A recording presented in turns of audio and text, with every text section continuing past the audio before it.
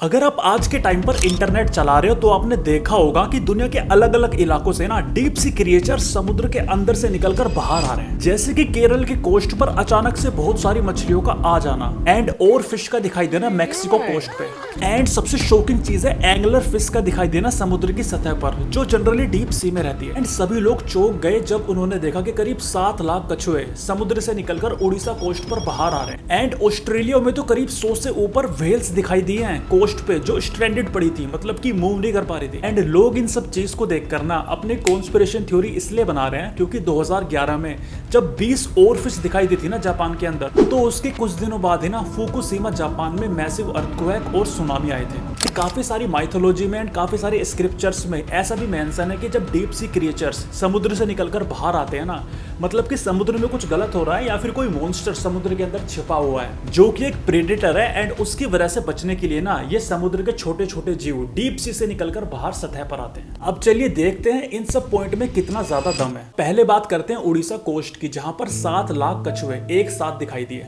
अब इस फेनोमेना का जो रीजन है ना वो और भी ज्यादा फैसिनेटिंग है। मतलब कि ये कछुए ना हर साल उड़ीसा कोस्ट पर आते हैं वहां पर मास नेस्टिंग करने के लिए, मतलब कि वहां पर वो अंडे देते हैं। और ये सारे कछुए ना मोस्टली फीमेल्स होती हैं ओलिव रिडली टाइटल्स की। एंड ये उड़ीसा के अंदर ना हर साल इन मेनली 3 लोकेशंस पर दिखाई देते हैं। एंड इस फेनोमेना को हम बोलते हैं अरीबाड़ा। आपको पता है ये टर्टल्स उसी जगह पर आते हैं जहां पर ये खुद पैदा हुए थे। एंड ये इवेंट हमें एक चीज दिखाता है कि हमने कितना ज्यादा एफर्ट किया है, कंजर्वेशन एफर्ट, इन कछुओं को बचाने के लिए, कि ये हर साल ना पॉपुलेशन में बढ़ते जा रहे हैं। तो भाई ये वाला इवेंट तो काउंट होगा नहीं कि कुछ ओशियन के अंदर गलत हो रहा है। लेकिन सभी लोग ना शॉक हो गए जब उन्होंने एक और फिश को मैक्सिको के कोस्ट पर देखा, क्योंकि ये मछली ना एक तबाही की निशानी है। इसको डूम्सडे फिश भी बोलते हैं। मतलब कि जब ये मछली कोस्ट पर दिखाई दे ना तो तबाही आती है। अब ऐसा लोग मानते हैं, लेकिन मैं आपको बता दूं कि ये जो और फिश है ना ये समुद्र की सतह पर तब आती है जब समुद्र के अंदर ना कोई सिस्मिक एक्टिविटीज चल रही हो। और ऐसा हुआ भी था। मैक्सिको में ना फरवरी और जनवरी के अंदर ना 5-6 बार सिस्मिक एक्टिविटीज महसूस हुई है।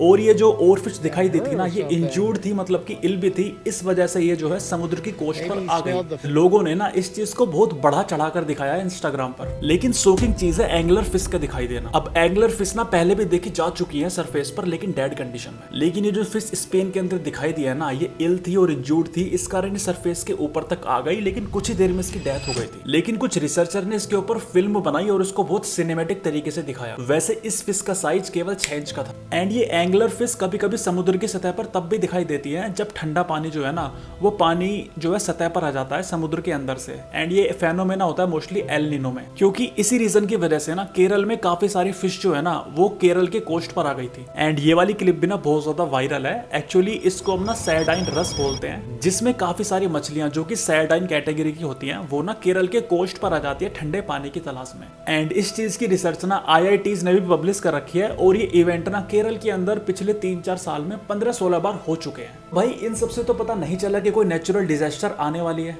लेकिन काफी सारे क्रिएटर्स ने ना यूट्यूब के ऊपर एंड इंस्टाग्राम के ऊपर ना फेक वीडियोस बनाई, जिसमें उन्होंने ना एक एडिटेड AI एक मॉन्स्टर दिखाया और उसको लेविएथन बता दिया। लेविएथन मतलब कि ये जेविस कैटेगरी का ना क्रिएचर है, जो जेविस माइथोलॉजी में मेंशन है, जो कि सी मॉन्स्टर है। एंड सभी लोगों ने ये एज्यूम कर लिया कि ये सारी फिश जो समुद्र के ऊपर आ रही है ना ये इसलिए आ रही है क्योंकि समुद्र के अंदर जो है ना लेविएथन जाग रहा है एंड वो डर के बाहर आ रही है। बट सच में ऐसा कुछ है नहीं। एंड ये चीज ना मैंने अपने इंस्टाग्राम रील्स पर भी लगाई थी, जिसपे करीब 3.5 मिलियन कुछ ही घंटों में हो गए थे।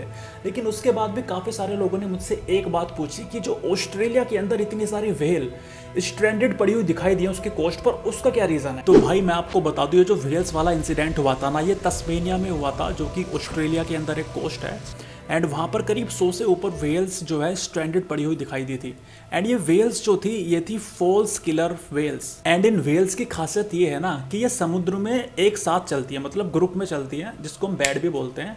एंड इनका ना एक लीडर होता है, जो लीडर जो रास्ता फॉलो करता है उसके पीछे वो सारी व्हेल्स चलती हैं। एंड ये जो व्हेल्स होती है ना ये मैग्नेटिक प्रॉपर्टी से ना अपने आप को डायरेक्शन देती हैं। लेकिन ऐसा माना गया जो लीडर था ना वो इंजूर्ड था और इल था एंड मैग्नेटिक एनोमैली की वजह से वो डायरेक्शन भटक गया।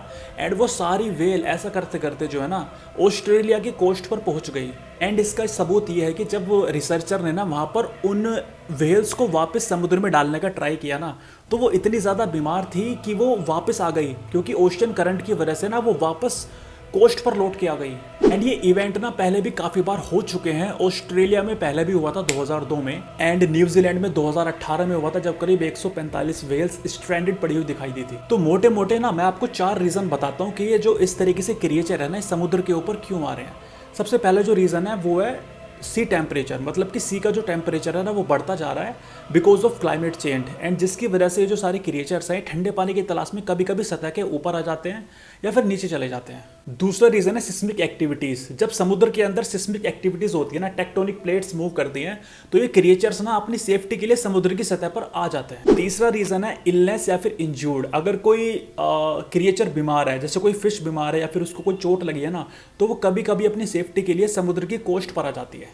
लेकिन इसके बाद भी ना काफी सारे लोगों ने मुझे कमेंट में बोला कि ये सब तो ठीक है, ये तो क्रिएचर के ऊपर हो गया, लेकिन एगियान सी जो कि टर्की में है ना, उसमें जो क्यूब दिखाई देती, मतलब कि स्क्वायर शेप में समुद्र के अंदर कुछ ब्लॉक दिखाई दिए थे काफी सारे, उसका क्या रीजन है? इसमें कुछ तो एबनॉर्मल है। तो भाई मैं आपको बता दूं, ये जो फेनोमेना है ना ये बहुत ही ज्यादा नॉर्मल है और समुद्र के अंदर होता रहता है। और ये तब होता है जब दो सी वेव्स जो कि डिफरेंट डायरेक्शन में मूव कर रही होती हैं और वो अपने राइट एंगल पर कोलाइड करती हैं, तभी ग्रिड टाइप पैटर्न बनता है। हाँ, लेकिन ये बातें काफी ज्यादा डेंजरस है क्योंकि इस पैटर्न में ना बहुत ज्यादा हाई सी करंट होता है, जिसकी वजह से ना वहां के जो स्विमर्स हैं एंड जो बोट्स हैं वो क्षतिग्रस्त हो सकती हैं। लेकिन अगर आप इसको गॉडजिला से कनेक्शन दे रहे हो तो भाई वो गलत है, क्योंकि ऐसा कुछ है नहीं।